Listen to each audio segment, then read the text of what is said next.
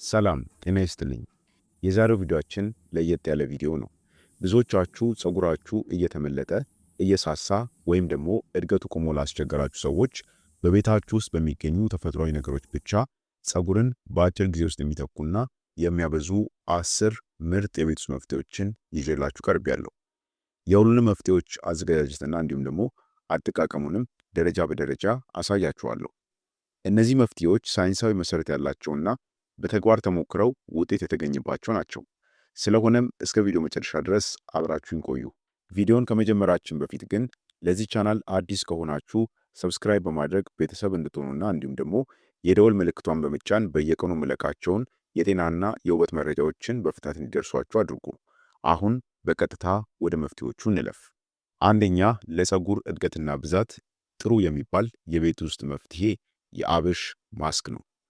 አብሽ ለፀጉር መብዛትና ለስሩም ጥንካሬ በቤት ውስጥ ከሚዘጋጁ መፍትሄዎች መካከል ቀዳሚውን ስፍራ ይዛል። ይህ ማስክ በውስጡ ከፍተኛ መጠን ያለው ፕሮቲንና ኒኮቲክ አሲድን የያዘ በመሆኑ የፀጉር መርገፍን ከመከላከል ባለፈ የራስ ቅል ላይ የሚፈጠሩ የፎሮፎርና የፈንገስ ችግሮችንም ለማስወገድ ይረዳል። አዘገጃጀቱም 2 የሾርባ ማንኪያ የሚሆን የአብሽ ፍሬን በውሃ ዘብስፎ በማድረግ ይጀምራል። በማግስቱ አብሹ ሲለሰልስ ውሃውን አጥልሎ በመለየት ፍሬውን ብቻ በማሽን ወይም ደግሞ በሙቀጫ በሚገባ በመፍጨት እንደ ክሬም የለሰለሰ ውህድን ማዘጋጀት ያስፈልጋል። ይህንኑ የተዘጋጀ ማስክ ከፀጉር ስር ጀምሮ እስከ ጫፉ ድረስ በመቀባትና የራስ ቅልንም ለጥቂት ደቂቃዎች በጣት አጥንቶች በማሸት ለ30 ደቂቃ ያክል ማቆየት ይገባል። በመጨረሻም ለስለስ ባለ ውሃና እንዲሁም ደግሞ በመለስተኛ ሻምፖ በመታጠብ ፀጉር ተፈጥሯዊ ወዝና ጥንካሬ እንዲያገኝ ያደርጋል ማለት ነው። ሁለተኛ፣ የሽንኩርት ውሃ። የሽንኩርት ውሃ በውስጡ በያዘው ከፍተኛ የሰልፈር መጠን ምክንያት የፀጉርን እድገት ለማፋጠንና አዲስም ፀጉር እንዲበቅል ለማድረግ እጅግ ተመራጭ የሆነ የቤት ውስጥ መፍትሄ ነው። ይህም ንጥረ ነገር ለፀጉር ጥንካሬና ጤንነት ወሳኝ የሆነውን የኮላጅን ምርትን በማነቃቃት የፀጉር መሳሳትና መነቃቀልን በከፍተኛ ሁኔታ ይከላከላል። አዘገጃጀቱም አንድ መካከለኛ ቀይ ሽንኩርት በመላጥና በመፈቅፈቅ ወይም ደግሞ በማሽን በመፍጨት የሚገኘውን ፈሳሽ በወንፊት ወይም ደግሞ በቀጭን ጨርቅ በማጥለል ውሃውን ብቻ መለየት ይጀምራል። ይህንኑም የተገኘ የሽንኩርትን ውሃ በጥጥ በመታገዝ የፀጉር ስር ስሩን ብቻ በሚገባ መቀባትና ለጥቂት ደቂቃዎች ያክል የራስ ቅልን ማሸት ያስፈልጋል። ፈሳሹን ከ20 እስከ 30 ደቂቃ ያክል ካቆያችሁት በኋላም በመለስተኛ ሻምፖ መታጠብ ይገባል። የሽንኩርትን ጠንካራ ሽታ ለማጥፋትም በጥቂት ውሃ ውስጥ የሎሚ ጭማቂ ወይም ደግሞ የቡና ውሃ በመቀላቀል ፀጉርን በመጨረሻ መለቅለቅ ውጤታማ የሆነ መፍትሄን ይሰጣል። ሶስተኛ፣ የተልባ ጄል። ተልባ በውስጡ በያዘው ከፍተኛ የኦሜጋ 3 ፋቲ አሲድ ምክንያት እንዲሁም ደግሞ ቫይታሚን ኢ አማካኝነት ለፀጉር ተፈጥሯዊ ጥንካሬና ልዩ ልስላሴ የሚሰጥ ድንቅ የቤት ውስጥ መፍትሄ ነው። ይህም ንጥረ ነገር የፀጉር ስሮችን ከመመገቡም በላይ ፀጉር እንዳይሰባበርና ጫፉም እንዳይሰነጣጠቅ በማድረግ ፀጉራችን እንዲረዝምና እንዲበዛ ምቹ ሁኔታን ይፈጥራል። አዘገጃጀቱም ግማሽ ኩባያ የሚሆን የተልባ ፍሬን በ2 ኩባያ ውሃ ውስጥ በመጨመር መካከለኛ እሳት ላይ ጥዶ ለጥቂት ደቂቃዎች ያክል ማፍላትን ይጠይቃል። ውሃው መወፈር ሲጀምርና እንደ እንቁላልም ነጭ ፈሳሽ ወይም ደግሞ ጄል ሲመስል ወዲያውኑ ከእሳቱ ላይ በማውረድ ሳይቀዘቅዝ በወንፊት ወይም ደግሞ በቀጭን ጨርቅ አጥልሎ ጄሉን ብቻ መለየት ያስፈልጋል። ይህንኑም የተገኘውን ጄል ፀጉራችሁን በክፍልፋይ በመክፈት ከስር እስከ ጫፉ ድረስ በሚገባ በመቀባት ከ45 ደቂቃ እስከ 1 ሰዓት ያክል ማቆየት ይገባል። በመጨረሻም ጄሉን በውሃ ብቻ በመታጠብ ፀጉር ረጅም ጊዜ የሚቆይ እርጥበትና ያማረ መወዝ እንዲኖረው ማድረግ ይቻላል።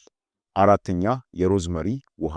ሮዝመሪ የራስ ቅል ላይ የደም ዝውውርን በማፋጠን ረገድ ከሚታወቁት እጽዋት ውስጥ ቀዳሚው ሲሆን የፀጉር ስሮች በቂ ንጥረ ነገር እናም ደግሞ ኦክሲጅን እንዲያገኙ በማድረግ የፀጉርን እድገት በከፍተኛ ሁኔታ ያነቃቃል። ይህም ተፈጥሯዊ መፍትሄ የፀጉር መርገፍን ከመቀነሱም በላይ የራስ ቅልን ማሳከክና ድርቀትን የመከላከል ልዩ ባህሪ አለው። አዘገጃጀቱም እንዴት ነው? ትኩስ ወይም ደግሞ የደረቀ የሮዝመሪ ቅጠልን በ2 ኩባያ ውሃ ውስጥ ጨምሮ ለ15 ደቂቃ ያክል ማፍላት ነው። ውሃው ቀለሙን ወደ ጥቁር ቀይ ወይም ደግሞ ቡኒ ሲቀይር አውርዶ በማቀዝቀዝ ቅጠሉን አጥልሎ ማስወገድ ያስፈልጋል። ይህንንም የቀዘቀዘ ውሃ ፀጉራችሁን በሻምፖ ታጥባችሁ ከጨረሳችሁ በኋላ በመጨረሻው መለቀለቂያነት መጠቀም ይቻላል። ውሃው መቀባት እንጂ መልሶ መታጠብ አያስፈልገውም። ይህ ዘዴ በተለይ ፀጉራችሁ ለሚሳሳና ለሚነቃቀል ሰዎች በሳምንት 3 ቀን ብትጠቀሙት ፈጣን የሆነ ለውጥን ያመጣላችኋል። አምስተኛ፣ የእንቁላልና የወይራ ዘይት ውህድ። እንቁላል ለፀጉር እድገት እጅግ አስፈላጊ የሆነውን ፕሮቲን፣ ባዮቲንና ቫይታሚኖችን በከፍተኛ መጠን የያዘ በመሆኑ ለተጎዳና ለሳሳ ፀጉር እንደ ተፈጥሯዊ ምግብ ያገለግላል። ከወይራ ዘይት ጋር ሲቀላቀል ደግሞ ፀጉርን ከስሩ ከማጠናከር ባለፈ የፀጉር ዘንጎች እንዲወፍሩና ጤናማ ብሩህነትም እንዲኖራቸው ያደርጋል። አዘገጃጀቱም እንደ ፀጉራችሁ ብዛት አንድ ወይም ደግሞ ሁለት እንቁላልን ከአንድ የሾርባ ማንኪያ የወይራ ዘይት ጋር በማዋሃድ በደንብ መምታት ይጠይቃል። ይህንኑም የተዘጋጀ ውህድን እርጥበት ባለው ፀጉር ላይ ከስር እስከ ጫፉ በሚገባ በመቀባትና የራስ ቅልንም ለጥቂት ደቂቃዎች በማሸት ለ20 ደቂቃ ያክል በፀጉር መሸፈኛ ተሸፍኖ እንዲቆይ ይደረጋል። በመጨረሻም ውህዱን መታጠብ ስትፈልጉ እንቁላሉ በፀጉራችሁ ላይ እንዳይጓጉል የግድ በቀዝቃዛ ወይም ደግሞ በጣም ለስለስ ባለ ውሃና በመለስተኛ ሻምፖ መታጠብ ያስፈልጋል ማለት ነው። ስድስተኛ የጥቁር አዝሙድና የጉሎ ዘይት። የጥቁር አዝሙድ ዘይትና የጉሎ ዘይት ውህድ ለፀጉር መመለጥና መሳሳት እጅግ በጣም ፈጣን የሆነ መፍትሄ ከሚባሉት ተጠቃሽ ነው። ጥቁር አዝሙድ የፀጉርን ስር የሚያነቃቁ ንጥረ ነገሮች ያሉት ሲሆን የጉሎ ዘይት ደግሞ በወፍራም ይዘቱ ፀጉርን ጠቅልሎ በመያዝ እንዳይሰበር የመከላከልና አዳዲስ ፀጉሮችም እንዲበቅሉ የማድረግ ልዩ ኃይል አለው። አዘገጃጀቱም እንዴት ነው? እኩል መጠን ያለውን የጥቁር አዝሙድ ዘይትና የጉሎ ዘይትን ወይም ደግሞ ካስተር ኦይልን በማቀላቀል ዘይቱ በደንብ እንዲዋሃድና ወደ ቆዳም እንዲሰርጽ በትንሹ ለስለስ እስኪል ማሞቅን ይጠይቃል። ከዛም በኋላ ይህንን የዘይት ውህድ የራስ ቅላችሁ ላይ በመቀባት ለ10 ደቂቃ ያክል በክብ ቅርጽ ማሸትና ቢያንስ ለ2 ሰዓት ወይም ደግሞ ማታ ተቀብታችሁት አድራችሁ ጠዋት በሻምፖ መታጠብ ይገባል። ይህ ዘዴ በተለይ ግንባር አካባቢ ለሚሸሽ ወይም ደግሞ ለሳሳ ፀጉር በሳምንት 2 ጊዜ ቢደረግ አስደናቂ የሆነ ለውጥን ያስገኛል። ሰባተኛ የካሮት ጭማቂ። ካሮት ለሰውነታችን ብቻ ሳይሆን ለፀጉር እድገት ወሳኝ የሆነውን ቫይታሚን ኤ እና ቤታ ካሮቲን በከፍተኛ መጠን የያዘ ተፈጥሯዊ ስጦታ ነው። እነዚህም ንጥረ ነገሮች የራስ ቅልን ጤናማ እንዲሆንና ፀጉርንም ካልተገባ መድረቅና መሰባበር የሚከላከል ተፈጥሯዊ ቅባት እንዲመነጭ ይረዳሉ። ይህ ቅባት ሴበም ይባላል። አዘገጃጀቱም እንዴት ነው? አንድ ወይም ደግሞ 2 ትልልቅ ካሮቶችን በሚገባ አጥቦ በመፈቅፈቅ ወይም ደግሞ በማሽን በመፍጨት የሚገኘውን ጭማቂ በንጹህ ጨርቅ በመጭመቅ ውሃውን መለየት ወይም ደግሞ ማጥለል ያስፈልጋል። ይህንንም የተገኘ የካሮት ጭማቂ በፀጉራችሁ ስርና በዘንጎቹ ላይ በመቀባት ለ30 ደቂቃ ያክል ማቆየት ይገባል። በመጨረሻም በውሃ በመታጠብ ፀጉራችሁ የጠፋውን ወዝ እንዲመለስለትና በቀላሉም እንዳይሰባበር ማድረግ ይቻላል ማለት ነው። ስምንተኛ የሬት ጄል። ሬት ለፀጉር ጤንነትና ውበት ተፈጥሮ ከቸረችን ታላላቅ ስጦታዎች አንዱ ሲሆን የራስ ቅልን የፒኤች መጠን በማመጣጠን ለፀጉር እድገት ምቹና ጤናማ ሁኔታን ይፈጥራል። በውስጡ የሚገኙት ፕሮቴዮላዮቲክ ኤንዛይሞች የራስ ቅል ላይ ያሉትን የሞቱ የቆዳ ሴሎችን በማስወገድ የፀጉር ስሮች በነፃነት እንዲተነፍሱና አዲስ ፀጉርም እንዲበቅል መንገድ ይከፍታሉ። አዘገጃጀቱም ትኩስ የሬት ቅጠል በመቁረጥና በጎን ያለውን እሾሃማ ክፍል በማስወገድ ውስጡ ያለውን ነጭና ወፍራም ጄል በጥንቃቄ በማንኪያ መዋጠጥን ይጠይቃል። ይህም የተገኘ ጄል ፀጉር ላይ ሲቀባ እንዳይጓጉል በማሽን መፍጨት ወይም ደግሞ በሹካ በሚገባ መምታት አስፈላጊ ሲሆን የተዘጋጀውን ፈሳሽ ጄል በቀጥታ የራስ ቅላችሁና ፀጉራችሁ ላይ በመቀባት ለ1 ሰዓት ያክል ማቆየት ይገባል። በመጨረሻም በለሰለሰ ውሃ ብቻ ወይም ደግሞ በመለስተኛ ሻምፖ በመታጠብ ፀጉራችሁ ልዩ ልስላሴ እንዲያገኝ ከፎሮፎርም ነፃ እንዲሆንና ጥቅጥቅ ብሎም እንዲበቅል ማድረግ ይቻላል ማለት ነው። 9ኛ የሩዝ ውሃ።